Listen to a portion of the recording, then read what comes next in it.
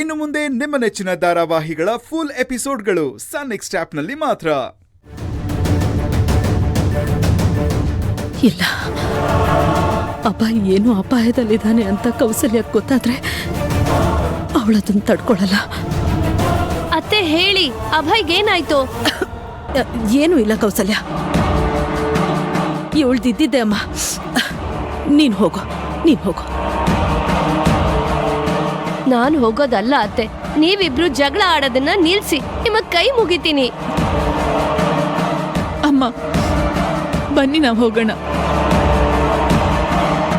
ಪ್ರತಿದಿನ ನನ್ಗೇನಾದ್ರೂ ಹೇಳ್ದೆ ಹೋದ್ರೆ ಅಮ್ಮಮ್ಮಂಗೆ ಸಮಾಧಾನನೇ ಆಗಲ್ಲ ಅನ್ಸುತ್ತೆ.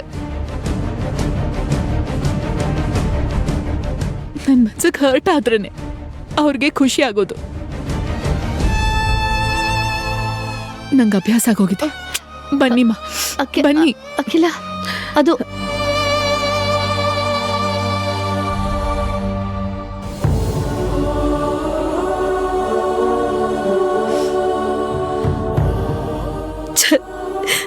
ಇದೆಂತ ಹಣೆ ಬರೋನು, ಮನೆಯಲ್ಲೇ ಇಂಥ ರಾಕ್ಷಸಿನ ಇಟ್ಕೊಂಡು ಸಾಕ್ಬೇಕಾಗಿದೆ.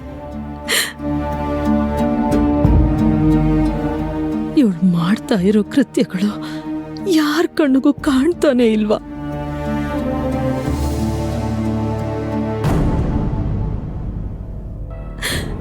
ಈ ಮನೆಯಲ್ಲಿ ಸತ್ಯಕ್ಕಿಂತ ಅವಳು ಹೇಳೋ ಸುಳ್ಳುಗಳಿಗೆ ಬೆಲೆನಾ?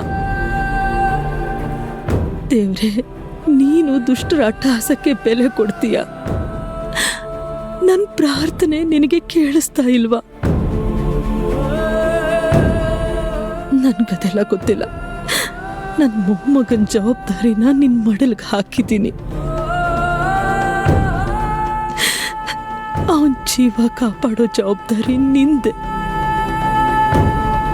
ನಾನ್ ನಿನ್ ಮೇಲಿಟ್ಟಿರೋ ನಂಬಿಕೆನ ಸುಳ್ಳು ಮಾಡಬೇಡ ದೇವ್ರೆ.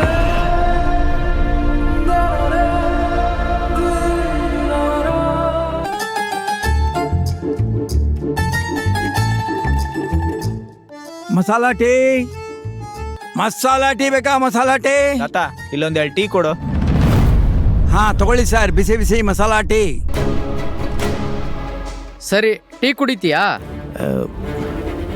ಮಸಾಲಾ ಟೀ ಬಾಪ ಇಲ್ಲಿ. ಹಾ ಬಂದೆ ಸರ್, 10 ರೂಪಾಯಿ ಕೊಡಿ. ಮಸಾಲಾ ಟೀ ಕುಡಿದ್ರೆ ಕೆಮ್ಮು ನೆಗಡಿ ಏನೂ ಬರಲ್ಲ ಸರ್. ಎಷ್ಟು ಟೀ ಕೊಡ್ಲಿ ಸರ್?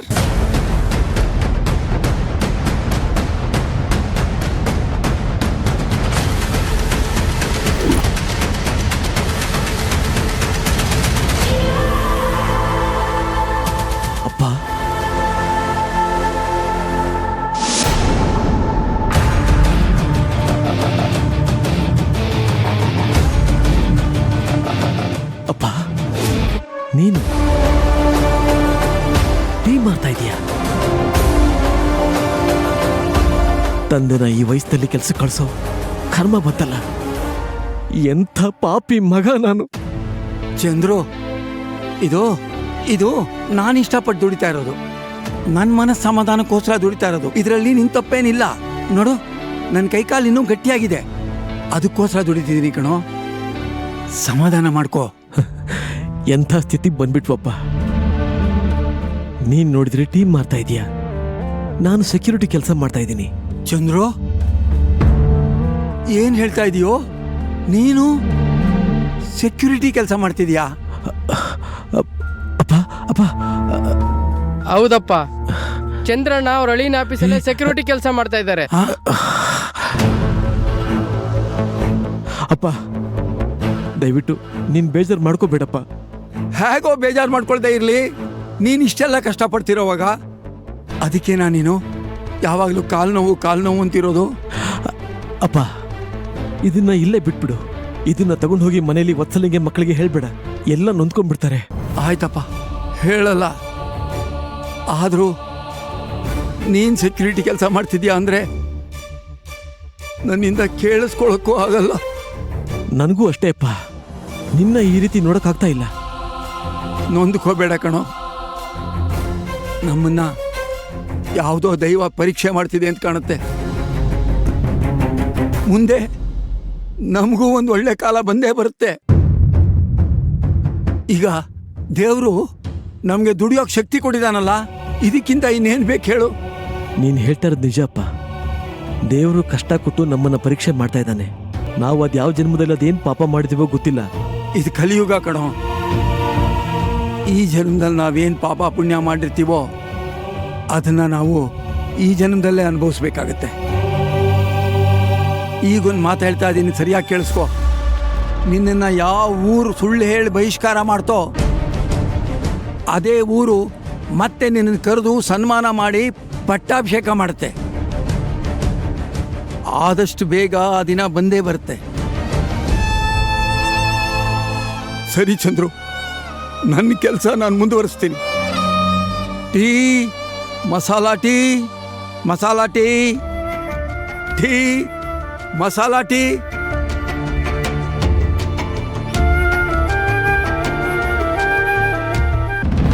ಚಂದ್ರಣ್ಣ, ನೀನೇನೇ ಹೇಳು, ಸ್ವಾಭಿಮಾನಕ್ಕೆ ಇನ್ನೊಂದು ಹೆಸರೇ ನಿಮ್ಮ ಕುಟುಂಬ ಕಣಯ್ಯ. ವಯಸ್ಸಾದ ಅಪ್ಪ ಕೂಡ ಮಕ್ಕಳಿಗೆ ಕಷ್ಟ ಕೊಡಬಾರ್ದು ಅಂತ ದುಡಿತಾರೆ. ನೀನು ಮನೆಯವರೆಲ್ಲ ಖುಷಿಯಾಗಿರ್ಬೇಕು, ಕೈ ತುಂಬ ದುಡಿಬೇಕು ಅಂತ ಸೆಕ್ಯೂರಿಟಿ ಕೆಲಸ ಮಾಡ್ತಾ ಇದೀಯ. ನಿಜವಾಗ್ಲೂ ನಿಮ್ಮನ್ನೆಲ್ಲ ನೋಡಿದಾಗ ತುಂಬ ಖುಷಿ ಆಗುತ್ತೆ ಕಣಯ್ಯ. ಎಂಥ ಕುಟುಂಬನಯ್ಯ ನಿಮ್ಮದು.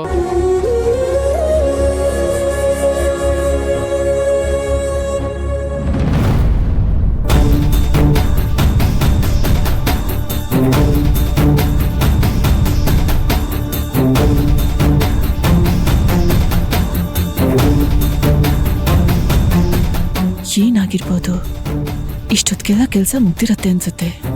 ಆ ಮಹಾಂತೇಶ ಏನಕ್ಕಿನ್ನೂ ಕಾಲ್ ಮಾಡಿಲ್ಲ? ಏನಾಯ್ತು ಮಹಾಂತೇಶ? ನಾನು ಹೇಳಿದ ಕೆಲಸ ಮುಗೀತಾ? ಪಕ್ಕ ಗುಡ್ ನ್ಯೂಸ್ ತಾನೆ? ಹಲೋ, ಕೇಳಿಸ್ತಾ ಇದ್ಯೇನೋ? ಹಾಂ ಮೇಡಮ್. ಯಾಕೋ, ಏನಾಯ್ತು? ಮೇಡಮ್, ನೀವು ಹೇಳ್ದಂಗೆ ಅಭಯನ ಮುಗಿಸ್ಬೇಕಂತಾನೆ ಬಂದೆ. ಅಷ್ಟರಲ್ಲಿ ಅವನ ಹೆಂಡತಿ ಕಾಪಾಡ್ಬಿಟ್ಲು ಮೇಡಮ್. ಮೇಡಮ್, ಅವನ ಹೆಂಡತಿ ಇಲ್ಲ ಅಂದಿದ್ರೆ ಇವತ್ತೇ ಕತೆ ಮುಗಿಸ್ಬಿಡ್ತಿದ್ದೆ. ಜಸ್ಟ್ ಮಿಸ್ ಆದ ಮೇಡಮ್. ಏನೋ ಹೇಳ್ತಾ ಇದ್ಯಾ ನೀನು? Madam, just miss madam. ಶಿಟ್!